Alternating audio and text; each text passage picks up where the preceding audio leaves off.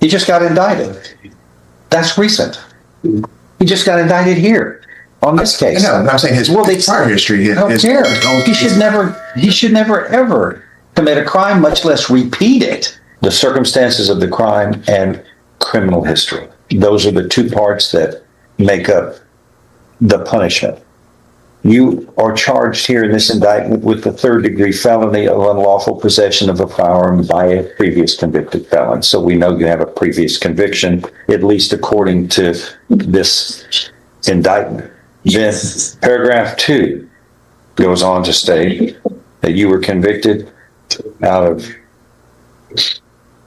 Jefferson Parish, Louisiana in 2012 for use of a firearm, and it says CVS, I don't know what that means, or crime of violence. In November 7th of 2013, out of Jefferson Parish, you were convicted of illegal possession of heroin, cocaine, and a felon in possession of a weapon, which you're charged with now, which should never happen again.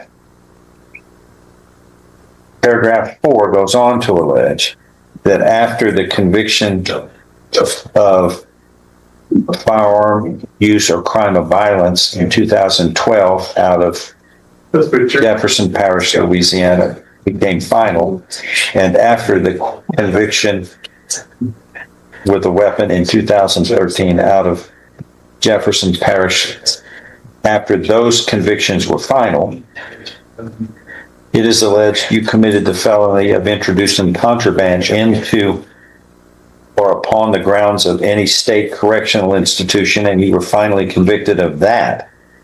Bringing contraband into a prison, I guess. You were convicted of that out of Franklin Parish, Louisiana in 2018.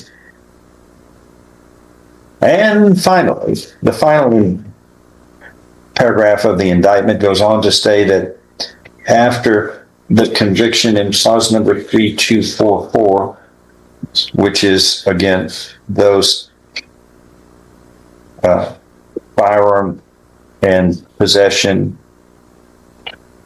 convictions in 2012, and after the conviction of illegal possession of heroin, cocaine, and being a convicted felon with a weapon in 2013, all out of Jefferson Parish, Louisiana, became final. You committed the felony of introducing contraband and were convicted of that felony in 2018. And I guess that's what I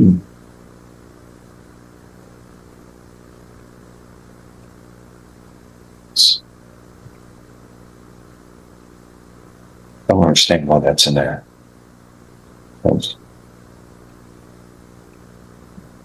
Nonetheless, that last paragraph seems confusing, but on balance, this means because of your rich criminal history, you are looking at a minimum of 25 years in prison to life imprisonment. A minimum of 25 years in prison, up to life imprisonment. You understand? What's his bond on this? This is egregious. And then right now, another illegal possession of a firearm, not on my watch. $100,000. That is revoked. Your Honor, I would argue. You can argue, go ahead and make your statement. He's been in court every single time. He's never missed court. He's always been here. That's one of the main reasons for bond, is to make sure. It's one of the main reasons. That's one of the main reasons. This is, if you look at his prior history, it's just look at. Oh no, but it's nothing recent. It's cases that are old. I'm sorry, he just got indicted. He just got indicted. That's recent. He just got indicted here on this case. No, I'm saying his prior history. I don't care. He should never ever commit a crime, much less repeat it. And I'm sorry. That's just And it's firearm usage. No, it's firearm. Using a firearm, Your Honor. He's illegal possession of firearms by Possessing a it, felon. wasn't using it. He's found in the car when he was driving. Yeah, he I'm well, not saying it's illegal, but it's not the same thing as brandishing a firearm or using a firearm. I just want to make sure. paragraph 2, conviction, in 2012, illegal use of a firearm. But like you said, 2012. I'm not through. Hold on. In 2013, convicted, felon in possession of a firearm. What he just got indicted for in here, he was convicted. This is the third, 2 convictions so far, and then now a third charge of illegally using a firearm. Yes, this is most serious. This is one of the more serious cases I've dealt with recent. Shame on you. You can't learn your lesson. You've been in prison several times, and firearms have been the key on several of these, and you're still misusing it. Now, I know you made messes in Louisiana, but now I say welcome to Texas, but don't come here and mess it up. And here you are, bringing your mess into this state. Shame on you. Your Honor, if I were to request maybe some stricter bond conditions, but he's working and How do we keep him from possessing a firearm? well, if he possesses a firearm in the meantime, that's You mean another offense. again? Yeah, I mean, This is his third charge. He's been convicted twice of this. Now it's a third one. obviously. There's nothing we can do. There's nothing we can really do to stop him from misusing firearms. He makes a mess wherever he goes, and now it's in Texas. Say welcome to Texas, but don't make messes. But no, whoever set the bond, I just articulated more than enough reason that his bond was insufficient. And the other argument I make, Your Honor, his bond was set quite a while ago. He's been coming for it. This is not his first time appearance. We've made appearances. This is this court. Well, we've been in front of this facility already and reset it. This court can always show me a statute that says I can't do what's in the best interest of the safety of this community. I'm not saying And you can't that's do it, what Your Honor. is. I'm just asking He's you a not to dangerous. this time. He has a prolific liking toward illegal use of firearms.